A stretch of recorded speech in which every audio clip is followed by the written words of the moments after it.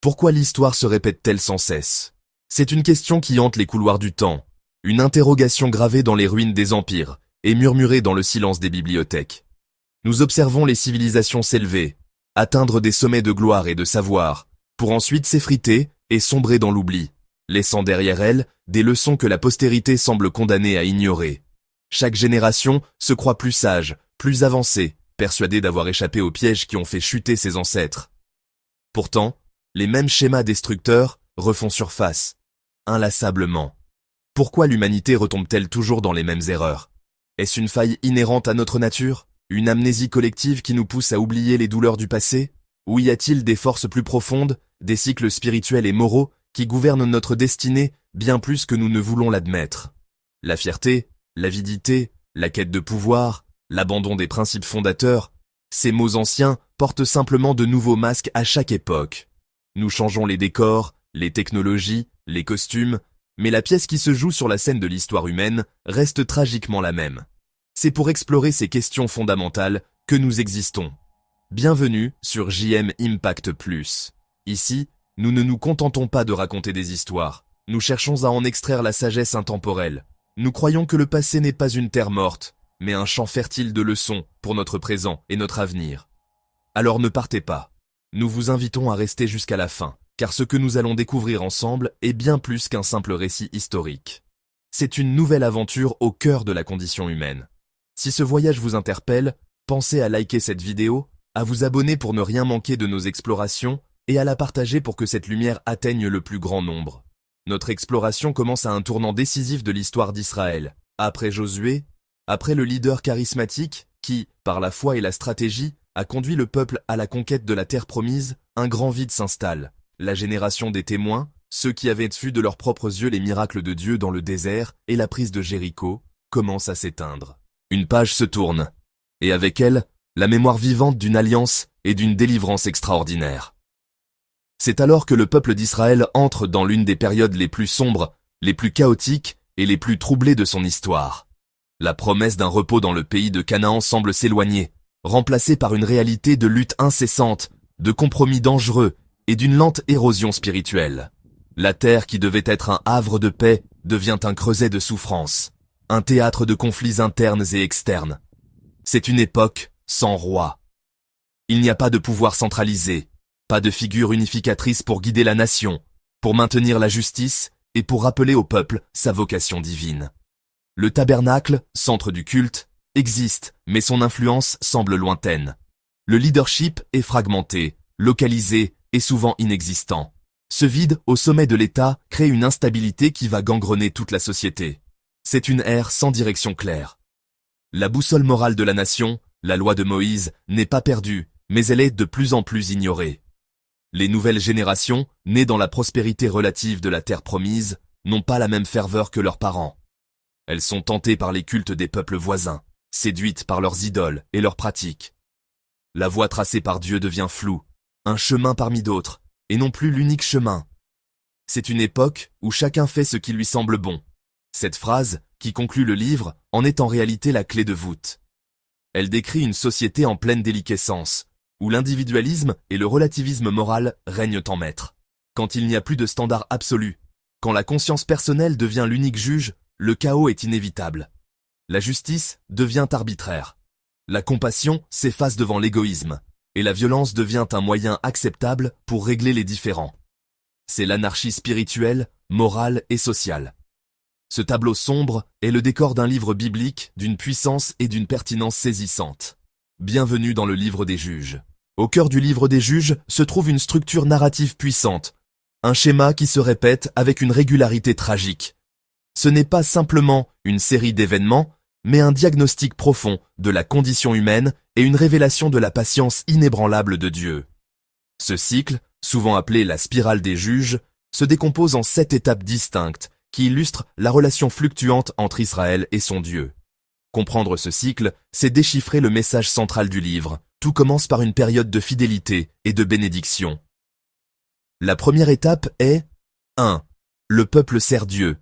Après une intervention divine, que ce soit la conquête initiale sous Josué ou une libération menée par un juge, le peuple connaît une période de paix et de dévotion.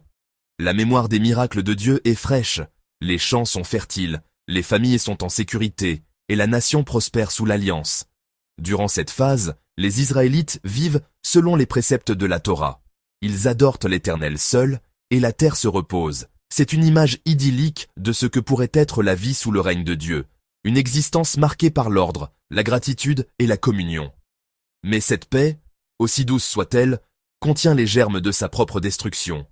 La prospérité engendre la complaisance. Une nouvelle génération se lève, une génération qui n'a pas personnellement vécu l'esclavage ou la délivrance. Pour eux, les récits de l'Exode et de la conquête sont des histoires du passé, pas une réalité vécue. C'est alors que s'amorce la deuxième étape. 2. Il oublie Dieu. L'oubli n'est pas un acte soudain, mais une érosion lente de la mémoire et de la conviction. Les commandements qui semblaient si vitaux à leurs parents deviennent des fardeaux.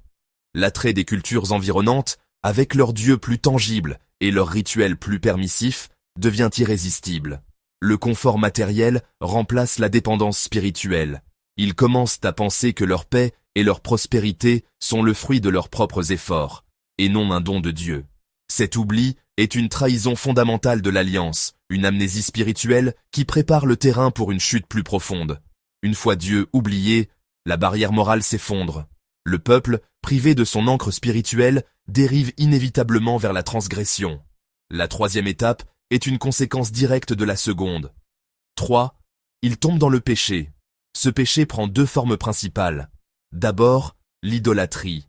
Les Israélites se tournent vers les Baals et les Astartés, les dieux de la fertilité et de la puissance des Cananéens, dans l'espoir de garantir leur récolte et leur succès. Ils construisent des autels sur les hauts lieux et se prosternent devant des idoles de bois et de pierre. Ensuite, l'injustice sociale et la corruption morale. Sans la loi de Dieu comme guide, la société se fracture. L'égoïsme, la violence et l'immoralité, comme on le voit de manière choquante à la fin du livre, deviennent monnaie courante. Ils font ce qui leur semblait bon. Une phrase qui devient le terrible refrain de l'anarchie spirituelle et sociale. L'alliance que Dieu a conclue avec Israël comportait des bénédictions pour l'obéissance, mais aussi des malédictions pour la désobéissance. En abandonnant Dieu, Israël s'est volontairement privé de sa protection. La quatrième étape est la conséquence douloureuse de leur péché. 4. Il est opprimé. Dieu, dans sa justice, retire sa main protectrice et permet aux nations voisines, les Moabites, les Cananéens, les Madianites, les Philistins, de devenir des instruments de discipline. Ces oppresseurs pillant les récoltes, volent le bétail et asservissent le peuple. La prospérité laisse place à la pauvreté, la sécurité à la peur constante. La terre promise, autrefois un havre de paix, devient une prison de souffrance. Cette oppression n'est pas une punition arbitraire. Elle est conçue pour réveiller le peuple de sa torpeur spirituelle, pour lui faire réaliser la folie de son abandon de Dieu. Acculés, dépouillés de tout, les Israélites finissent par comprendre que leurs idoles sont impuissantes à les sauver. Dans leur désespoir, ils se souviennent enfin du seul qui puisse les délivrer. C'est le point tournant du cycle, la cinquième étape. 5. Ils crient à Dieu. Ce cri n'est pas toujours une repentance profonde et sincère. Souvent, c'est un gémissement de douleur, un appel à l'aide motivé par la souffrance plus que par un véritable changement de cœur. Pourtant, même ce cri imparfait suffit. Il démontre une vérité fondamentale. Au fond de leur misère, ils reconnaissent que seul l'Éternel est leur véritable espoir. C'est un acte d'humilité forcée, un aveu que leur propre voie les a menés à la ruine. Et Dieu, dans sa miséricorde infinie, entend ce cri. Malgré l'infidélité répétée de son peuple, sa compassion l'emporte sur sa colère. La sixième étape révèle le cœur de Dieu. 6. Dieu envoie un libérateur. Ce libérateur, ou juge, n'est pas un roi, mais un leader charismatique, suscité par l'Esprit de Dieu pour une tâche spécifique. Ces juges sont souvent des personnages improbables, un gaucher comme Éhud, une femme comme Déborah, un fermier craintif comme Gédéon, ou un homme impulsif et moralement ambigu comme Samson.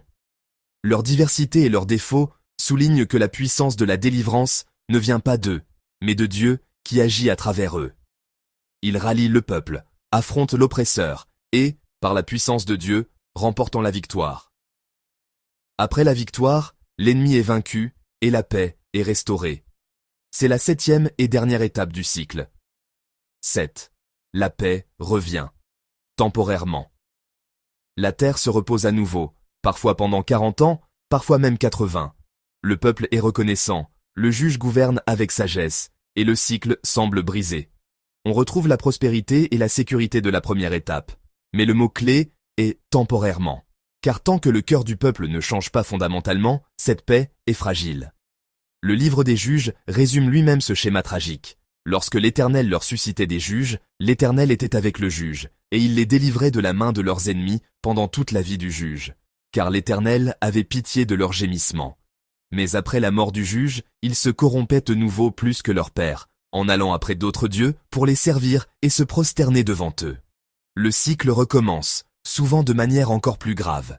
Cette spirale descendante n'est pas seulement l'histoire d'une nation antique, c'est un miroir tendu à l'humanité.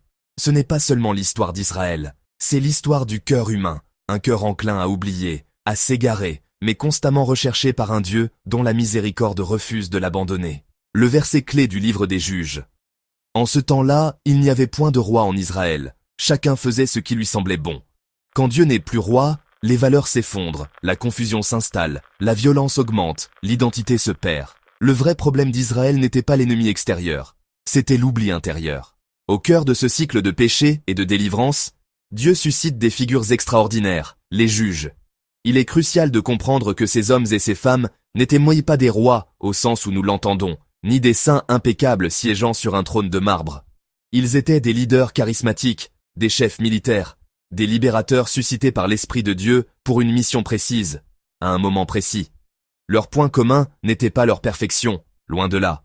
C'était leur disponibilité à être utilisés par Dieu, malgré leurs faiblesses, leurs doutes et leurs échecs. Le livre des juges est une galerie de portraits d'individus profondément humains, imparfaits, et pourtant choisis par un Dieu parfait pour accomplir ses desseins. C'est peut-être là l'une des leçons les plus puissantes et les plus encourageantes de ce livre. La qualification de Dieu ne dépend pas de nos capacités, mais de sa puissance qui se déploie dans notre faiblesse. Examinons 3 de ces figures emblématiques pour mieux saisir cette vérité. D'abord, Déborah.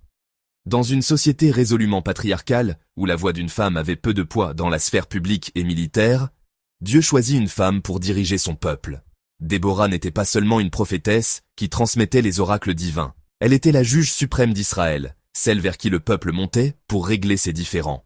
Son autorité ne venait pas d'une lignée ou d'une élection, mais directement de Dieu. Face à l'oppression écrasante de Jabin, roi de Canaan, et de son général Sisera, avec ses 900 chars de fer, la terreur régnait en Israël. Les routes étaient désertées, la peur paralysait la nation. C'est dans ce contexte que Dieu parle à travers Déborah.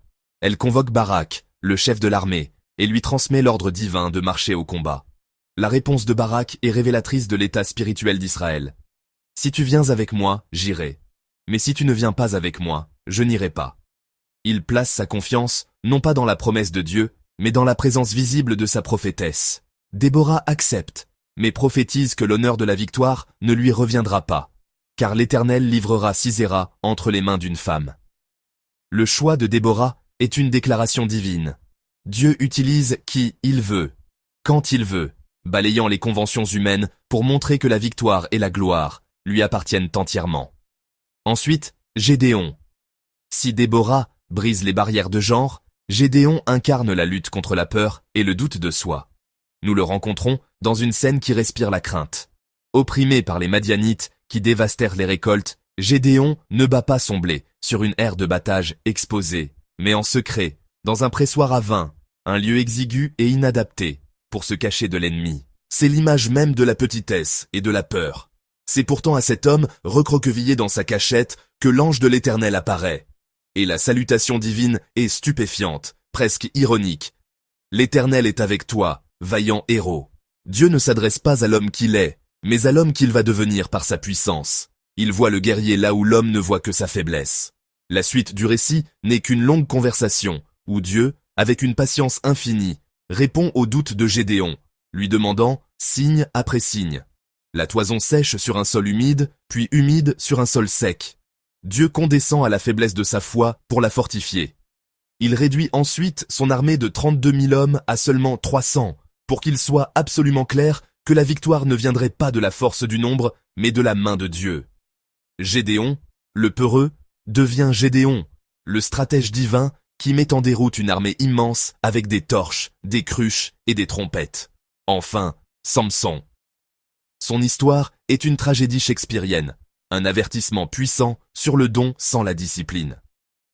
Consacré à Dieu dès sa naissance comme naziréen, il reçoit une force physique surnaturelle. Il déchire un lion à main nue, terrasse 1000 Philistins avec une mâchoire d'âne, arrache les portes d'une ville. Il est l'arme ultime de Dieu contre l'ennemi juré d'Israël. Pourtant, cette force physique colossale cohabite avec une faiblesse morale abyssale. Samson est gouverné par ses pulsions, ses désirs, son arrogance. Il enfreint constamment les vœux de son naziréat, touchant un cadavre, buvant du vin. Et surtout, livrant le secret de sa force à une femme qui le trahit. Sa chute est vertigineuse. Le héros invincible devient un esclave aveugle, tournant la meule dans une prison philistine, objet de moquerie. Son histoire nous crie que le don de Dieu, aussi spectaculaire soit-il, ne nous exempte pas de la responsabilité, de l'intégrité et de l'obéissance. Mais même dans sa fin tragique, la grâce de Dieu opère une dernière fois. Dans un acte ultime de repentance et de prière, Samson demande à Dieu de lui rendre sa force une dernière fois, non pour sa propre vengeance, mais pour accomplir sa mission de juge. En mourant, il tue plus de Philistins qu'il ne l'avait fait durant toute sa vie. Déborah, Gédéon, Samson, une prophétesse audacieuse, un fermier craintif, un colosse impulsif. Le message est clair et retentissant. Dieu n'appelle pas les qualifiés, il qualifie ceux qui l'appellent. Il agit puissamment, non pas à cause de la perfection de ses instruments, mais bien souvent, malgré leurs imperfections flagrantes, pour que toute la gloire lui revienne, et à lui seul.